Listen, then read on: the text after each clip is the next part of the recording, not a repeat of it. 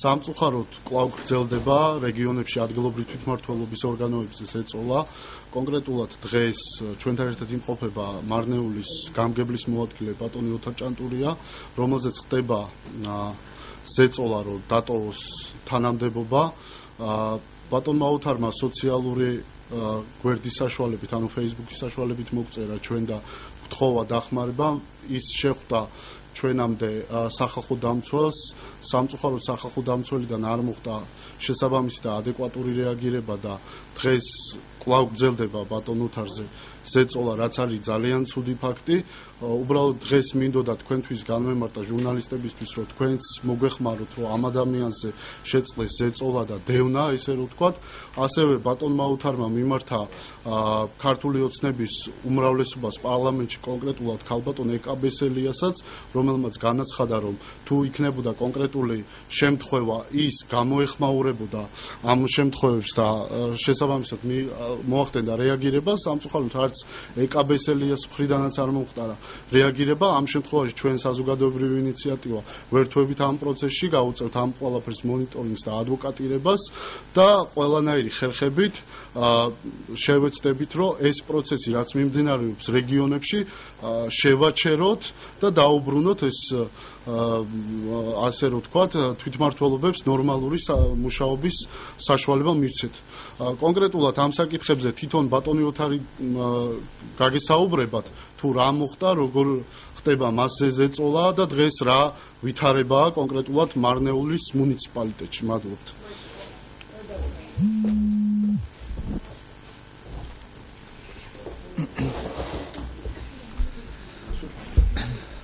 მოგესალმებით. მე გახლავართ მარნეულის მუნიციპალიტეტის გამგებლის მოადგილე აგრარულ საკითხებში ოთარ ჭანტურია. მინდა საზოგადოებისათვის ცნობილი გახდეს იმ პოლიტიკური ზეწოლის შესახებ, რომელიც მარნეულის მუნიციპალიტეტში ჩემს მიმართ ხორციელდება. ქრონოლოგიურად რომ მივყვეთ, პირველ რიგში მინდა ხაზი გავუსვა იმ ფაქტს, რომ 2010 წელს სოფლის მეურნეობის სამინისტროს მიერ ჩატარდა აგრონომების კონკურსი, სწავლული აგრონომების შესარჩევად. ამ კონკურსში მონაწილეობის მიღების შემდეგ მე დავინიშნე მარნეულის მუნიციპალიტეტის გამგეობაში გამგებლის მოადგილედ აგრარულ საკითხებში. მინდა ხაზი გავუსვა იმ ფაქტს, რომ ჩემი დანიშვნა არ მომხდარა არანაირი პარტიული ნიშნით, ეს იყო წმინდა პროფესიული თვალსაზრისით და წმინდა პროფესიული ნიშნით დანიშვნა, ვინაიდან მე არ ყოფილა არასდროს არც ერთი პარტიის წევრი და მათ შორის არც ნაციონალური მოძრაობის წევრი არ ყოფილა. 3 წლის განმავლობაში ვასრულებდი ჩემს მოვალეობას, ჩემს სამსახურს პირნათლად. 2012 წლის, ესე იგი, ამ საპარლამენტო არჩევნების შემდეგ, როდესაც შეიცვალა, ესე იგი, ხელისუფლება, მარნეულის მუნიციპალიტეტშიც მოვიდა ახალი გამგებელი ბატონი პაატა აბრამიშვილი. უпростоრად ის დღეს არის გამგებლის მოვალეობის შემსრულებელი მარნეულის მუნიციპალიტეტში. მისი დანიშვნის შემდეგ, სადღაც დაახლოებით 1 თვის შემდეგ, მან დამიბარა თავის კაბინეტში, საკუთარ კაბინეტში და კატეგორიულად მომთხოვა პირადი განცხადების საფუძველზე წავსულიყავი სამსახურიდან. როდესაც მე მას შევეკითხე მიზეზი, თუ რატომ უნდა დამეწერა განცხადება და რატომ უნდა წავსულიყავი, თუ არსებობდა ესეთი მიზეზი, ვთხოვე რომ დაესახელებინა, მან მითხრა, რომ ქვეყანაში შეიცვალა პოლიტიკური ვითარება, შეიცვალა გამგებელი მარნეულის მუნიციპალიტეტში და ეს ყველგან ასე ხდება, როდესაც მოდის ახალი ხელმძღვანელი, შესაბამისად მითხრა, უნდა დაწეროს მოადგილემაც განცხადება და უნდა წავიდეს. ანუ მან მითხრა, რომ პოლიტიკური ვითარება მოითხოვს შენგან შემდეგ ნაბიჯს, რომ დაწერო განცხადება და წახვიდე სამსახურიდან. როდესაც მე მას უთხარი, რომ მე არ მაქვს მიზეზი იმისა, რომ მე წავიდე სამსახურიდან და მე არ დავწერდი განცხადებას, იმავე დღეს და გამოვედი მისი კაბინეტიდან, იმავე დღეს დამიბარა კვლავ თავის კაბინეტში, სადაც უკვე დამხვდა ერთ-ერთი პიროვნება ნუკრი ჯოხაძე, რომელიც უკვე შერჩეული ყავთ ჩემს ადგილზე დასანიშნად და თან გამგებელმა აღნიშნა და მითხრა, რომ მას უნდა რომ მე ვიმუშაო მარნეულის მუნიციპალიტეტში, ვინაიდან მე კარგი სპეციალისტი ვარ და ჩემს მოვალეობას კარგად ვასრულებდი, მაგრამ მან აღნიშნა, რომ კოალიციიდან, ანუ ქართული ოცნებიდან არის ესეთი მოთხოვნა, რომ მე უნდა დავწერო განცხადება და შესაბამისად უნდა დანიშნონ ჩემს ადგილას ნუკრი ჯოხაძე, რომელიც ასევე ქართული ოცნების წევრი არის. მე რა თქმა უნდა კვლავ უარი განუცხადე მას და უთხარი რომ არავითარ შემთხვევაში მე განცხადებას არ დავწერდი და თუ მას ჰქონდა მიზეზი თვითონვე გავეთავისუფლებინე სამსახურიდან, რაზეც მიპასუხა რომ მე ვიცი რომ შენ გინდა ეხლა ეს ბრძანება გათავისუფლების შესახებ წაიღო შემდეგ და აფრიალო ჟურნალისტებთან. თან დაამატა რომ თუ მე მინდა ქვეყნისათვის კარგი და თუ მე ქვეყანას ვუსურებ რომ იგი განვითარდეს, მე უნდა აუცილებლად დავწერო განცხადება და წავიდე. რაზეც ასევე უარი უთხარი. მეორე დღეს კვლავ დამიბალა მარნეულის მუნიციპალიტეტის გამგებლის მოვალეობის შემსრულებელმა ბატონმა პაატა აბრამიშვილმა თავის კაბინეტში, სადაც უკვე დამხვდა მისი მოადგილე ფინანსურ საკითხებში ბატონი თამაზი ენუქიძე. განხორციელდა კვლავ ზეწოლა და ისინი უკვე პოლიტიკური ზეწოლიდან გადავიდნენ პირდაპირ მუქარაზე. და პირდაპირ მითხრეს რომ მე თუ არ დავწერდი განცხადებას და არ წავიდოდი სახლში, ანუ სამსახურიდან თუ არ წავიდოდი, პროკურატურა დაინტერესდებოდა ჩემი წარსულით. ასევე ბატონმა თამაზმა ენუქიძემ განმიცხადა პირდაპირ მითხრა რომ შენ გონია რომ მყარად გეხარ ეხლა შენ ადგილას და მყარი პოზიცია გიჭირავს, მაგრამ მაინც მოგაძრობ მაგ ადგილიდან და თან ისე მოგაძრობ რომ ვერასოდეს მუშაობას ვერ დაიწყებო.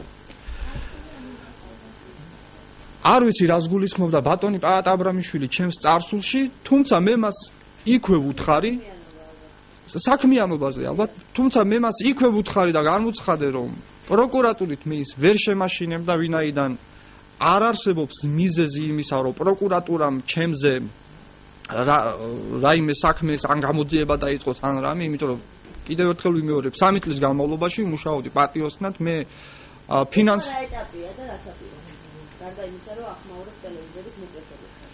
გარდა იმისა, რომ ეხლა ტელევიზიებით ვახმაურებ, მე ასევე მივმართე სახალხო დამცველს, ბატონ უჩან ანუაშვილს, რომელსაც პირადად შევხვდი. მან როგორც ჩემთვის გახდა ცნობილი, გამოუგზავნია სამუშაო ჯგუფი მარნეულის მუნიციპალიტეტში და ახსნა განმარტება ჩამოურთმევიათ გამგებლის მოვალეობის შემსრულებლისათვის და გამგებლის მოადგილის მოვალეობის შემსრულებლისათვის, თუმცა ამ პროცედურას მე არ დავსწრები ვარ, ჩემთვის ეს არ იყო ცნობილი. მაგრამ მას შემდეგ რაც ეს სამუშაო ჯგუფი შეხვდა გამგებელს და მის მოადგილეს, იგივე კვლავ გრძელდება. მან გამგებელმა ჩამომაცილა აბსოლუტურად ყველანაირ საქმიანობას. იგი არის იმ პოზიციაში, პატარა ბავშვის პოზიციაში და ასე ვთქვათ, პირდაპირ გამებუტა და არანაირ საქმიანობას მე ახლა ამ ეტაპზე არ ვახორციელებ, იმიტომ რომ საქმე არ მევალება. გარდა ამისა, მე მივმართე წერილობით მივწერე ბატონ კობა დავითაშვილს და მივმართე ქალბატონ ეკა ბესელიას წერილობით, ვინაიდან ქალბატონმა ეკა ბესელიამ განაცხადა ერთ-ერთ სატელევიზიო გამოსვლაში, რომ თუ არსებობს კონკრეტული შემთხვევები პოლიტიკური ზეწოლებისა და მუქარებისა, კონკრეტულმა პიროვნებებმა მოგმართოს და მე აუცილებლად მექნება ამასთან დაკავშირებით რეაგირებაო. თუმცა მე მივწერე ქალბატონ ეკასაც, ბატონ კობა დავითაშვილსაც და არანაირი გამოხმაურება, არანაირი რეაგირება მათი მხრიდან არ ყოფილა. ეს მუქარები და ეს პოლიტიკური ზეწოლა გრძელდება დღესაც და ისინი მოითხოვენ დღესაც, რომ მე პირადი განცხადების საფუძველზე დავწერო განცხადება. მას შემდეგ, რაც სახალხო დამცველსაც მივმართე ქალბატონ ეკასაც, ბატონ კობა დავითაშვილსაც და მათგან არანაირი გამოხმაურება არ ყოფილა, მე მივმართე კოალიცია საზოგადოებრივ ინიციატივას, არასამთავრობო ორგანიზაციას და იმედი მაქვს მათი დახმარების, ასევე იმედი მაქვს იმისა, რომ თქვენ ჟურნალისტები ამას გაახმოვანებთ, ამას გაახმაურებთ, ხვალ ბატონი პრემიერ-მინისტრი, თუნდაც იმ ფორმით, რომ ხვალ ბატონი პრემიერ-მინისტრი ნოვრუზ ბაირამის დღესასწაულზე ჩაბრძანდება მარნეულში და სასურველი იქნება, რომ თქვენ ჟურნალისტებმა მას დაუსვათ კითხვა იმის შესახებ, ამ კონკრეტული ფაქტის შესახებ, რომელიც დღესაც გრძელდება და დღესაც ხორციელდება მარნეულის მუნიციპალიტეტში. ჩემს მიმართ. ოთარ ჭანტურია.